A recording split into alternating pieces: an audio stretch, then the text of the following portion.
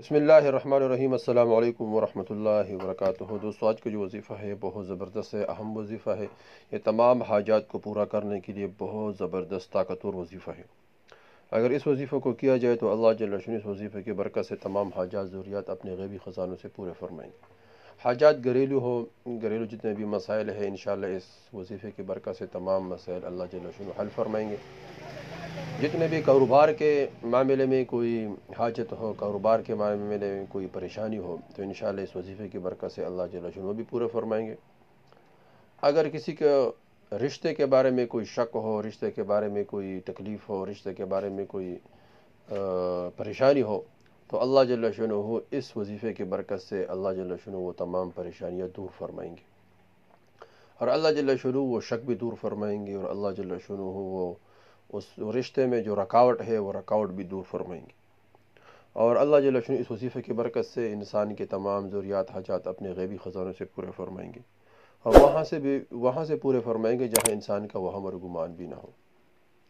تو وظیفہ بہت آسان ہے۔ سب سے پہلے یہ کرے کہ عشاء کی نماز پڑھیں۔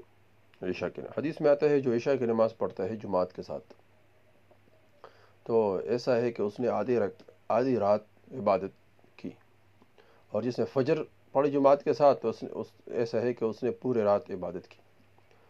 تو ویسے بھی مسلمان تو نماز کی پابندی کرتے ہیں، فرمایا جو 5 نمازوں کی پابندی کرتے ہیں، حدیث میں آتا ہے کہ اللہ جل شانہ ذمہ داری لیتے ہیں کہ اس کو جنت میں داخل کروں گا، اور جو 5 نمازوں کی پابندی نہیں کرتے، اللہ فرماتے ہیں کہ اگر میرا دل چاہتے جنت میں داخل کروں ورنہ عذاب دوں۔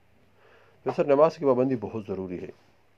تو عشاء کی نماز پڑھے، عشاء کی نماز کے بعد یہ وظیفہ پڑھے، یا حی یا قیوم بحق لا الہ الا انت سبحانک انی کنت من الظالمین۔